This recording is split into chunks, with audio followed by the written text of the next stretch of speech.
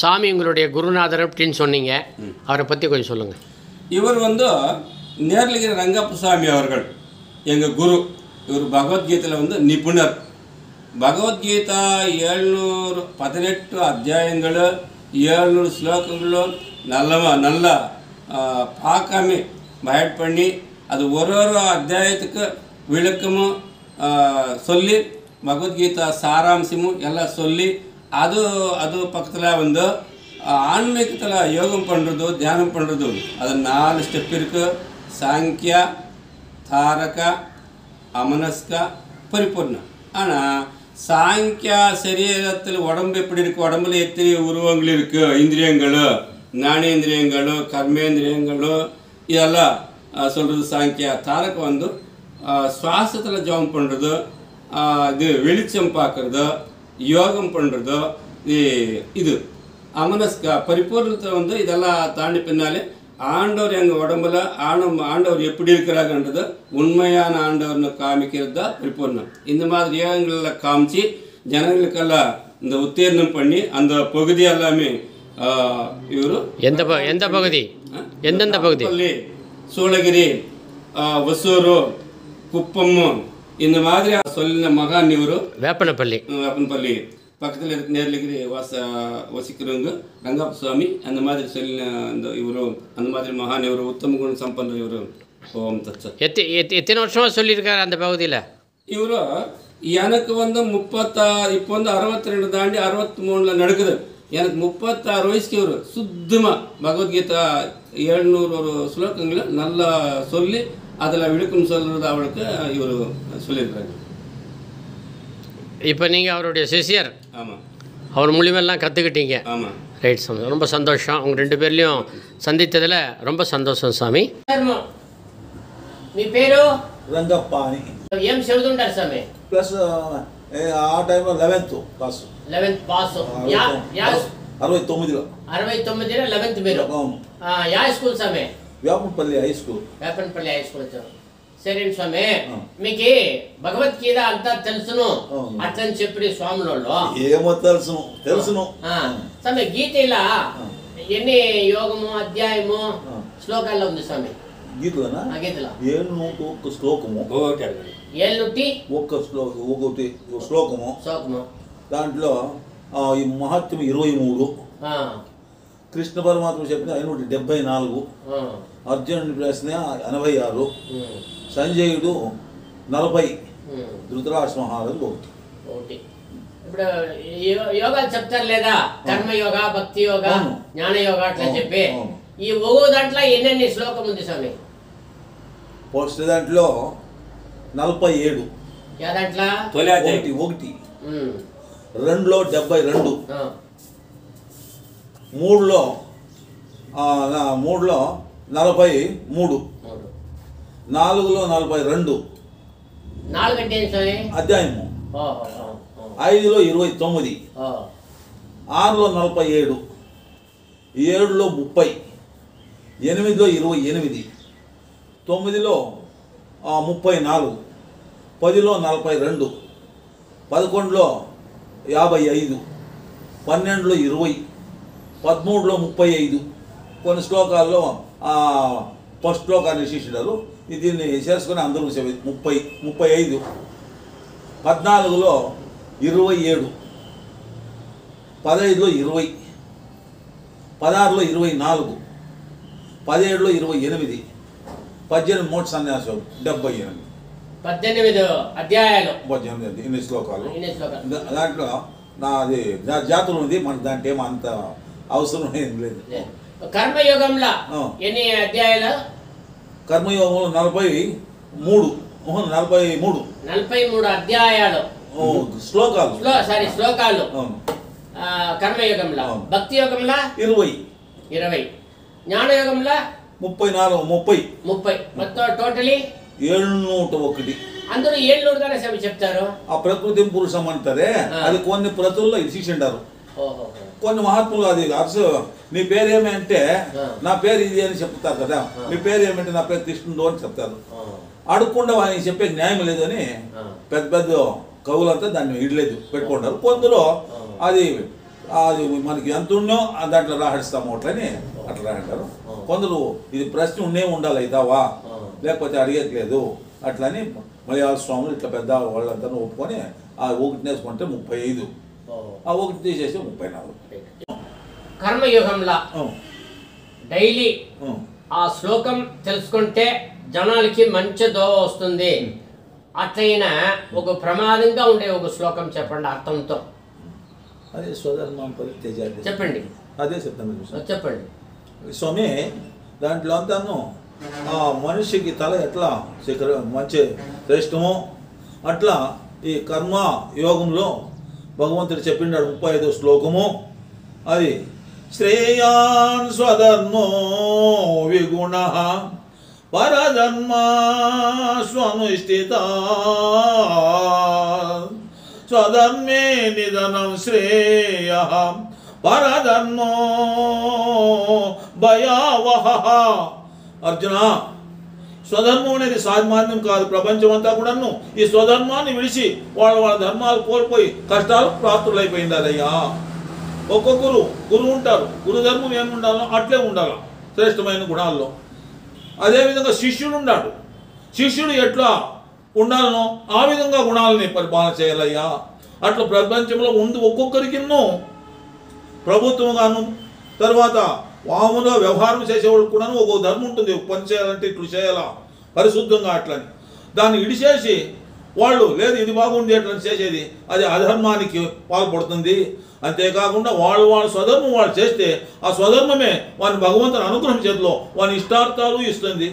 తర్వాత ఆ అంత్యకాలంలో భగవంతుని దయ కలుగుతుంది అయ్యా. ఇంక దీని కింద ఏమి దాని నుంచి ఈ అధ్యాయంలో స్వామి ఈ స్వధర్మం నిధనం శ్రేయ దాంట్లో ఏమైనా కూడా నీకు శ్రేయస్సేనయ్యా, దానికి మించింది లేదు అర్జున.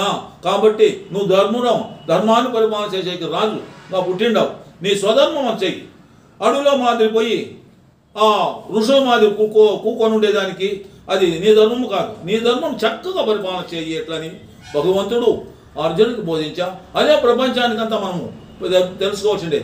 ఔషధము విజ్ఞానం చేసా అది ఆయనకే చేయలే, ప్రపంచానికి లోక కళ్యాణంగా చేశా. ఆ విధంగా భగవంతుడు యావత్తు మొత్తము అర్థాన్ని ఈ యొక్క శ్లోకములో సూత్ర భాషలో ఒక పెద్ద చెరువు నీళ్లు ఒక చెంబులో హత్తించి పెట్టినట్ల దీంట్లో పెట్టినాడయ్యా. అట్లా అని అర్జునుడు చెప్పా. ఆ శ్లోకం అందరూ ఈ స్వధర్మాన్ని గురించి ఒక్కొక్కరును ఒక్కొక్క విధంగా అనేక విధాలుగా చెప్తారు. అట్లా అని మహాత్ముడు భగవంతుడు చెప్పినాడు స్వామి. ఇంత మాత్రం ఒక్కొక్కరి ఆ శ్లోకం చెప్పండి స్వామి. శ్రేయాన్ స్వధర్మో విగుణ పరధర్మా సమష్టిత స్వధర్మే నిధనం శ్రేయ పరధర్మో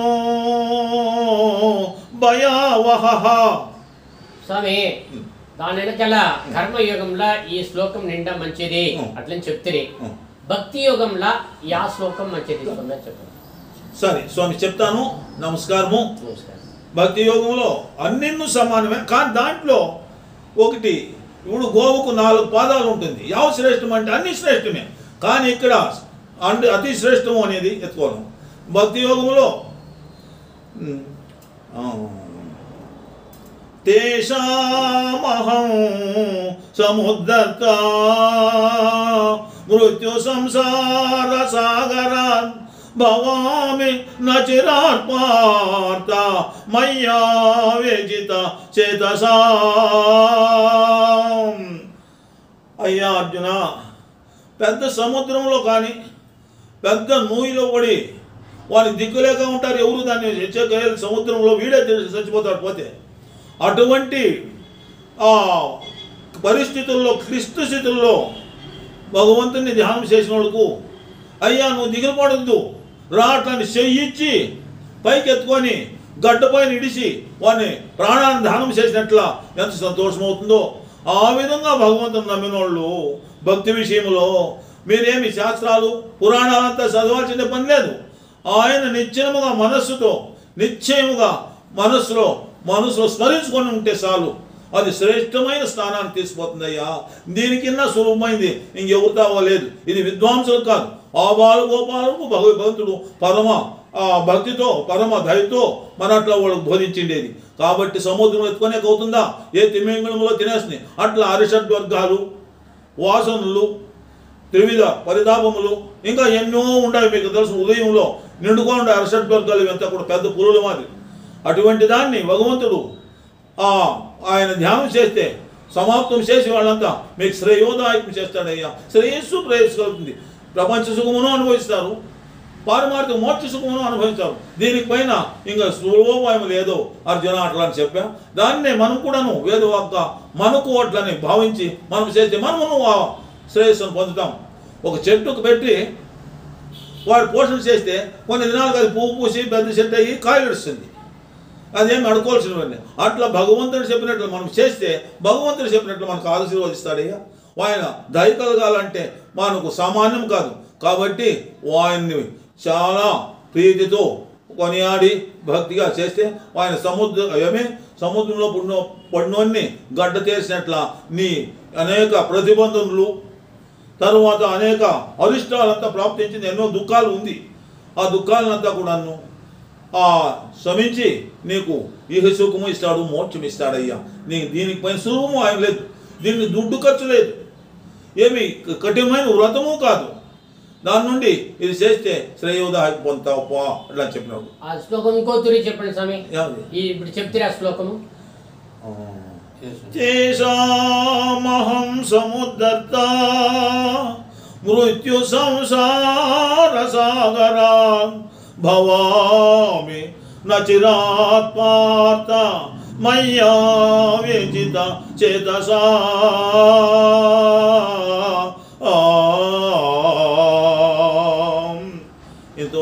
జ్ఞానయోగంలో చెప్తాను. నిండా శ్రేష్టమైన శ్లోకం శ్రేష్టమైంది చెప్తాను.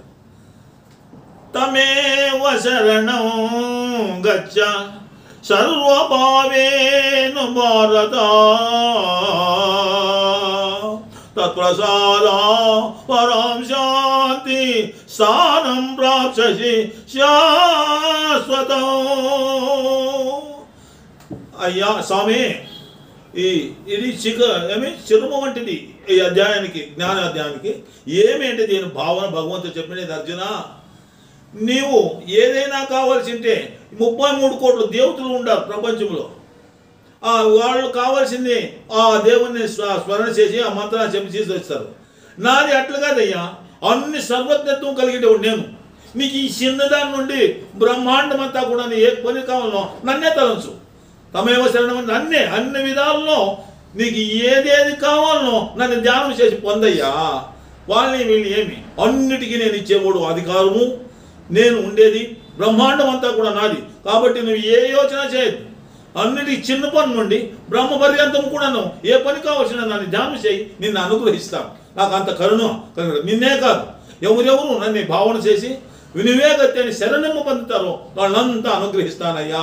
ఇంక దీని కింద నేనేం చెప్పేది ఏంటని ఆ మహానుభావుడు ఆ అర్జునుడికి ఓ సంబోధన చేశా. మనకు కూడాను అదే అర్థము గ్రాహ్యము. ఓం ఇంకోతురి శ్లోకం చెప్పండి. తమేవ శరణం గచ్చ సర్వభావేన భారత తత్ప్రసాదం పరాం శాంతిం స్థానం ప్రాప్స్యసి శాశ్వతం.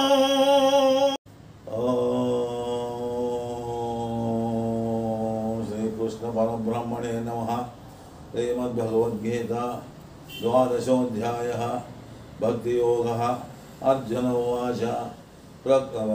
ఉవాచ ఏవం సతతయుక్తా ఏ భక్తాస్త్వాం పర్యుపాసతే ఏ చాప్యక్షరమవ్యక్తం తేషాం కే యోగవిత్తమా. శ్రీభగవానువాచ మయ్యావేశ్య మనో ఏ మాం నిత్యయుక్తా ఉపాసతే శ్రద్ధయా పరయోపేతాస్తే మే యుక్తతమా మతాః. ఏ త్వక్షరమనిర్దేశమవ్యక్తం పర్యుపాసతే సర్వత్ర గమచింత్యం చ కూటస్థమచలం ధ్రువం సన్నియమ్యేంద్రియగ్రామం సర్వత్ర సమబుద్ధయః తే ప్రాప్నువంతి మామేవ సర్వభూతహితే రతాః.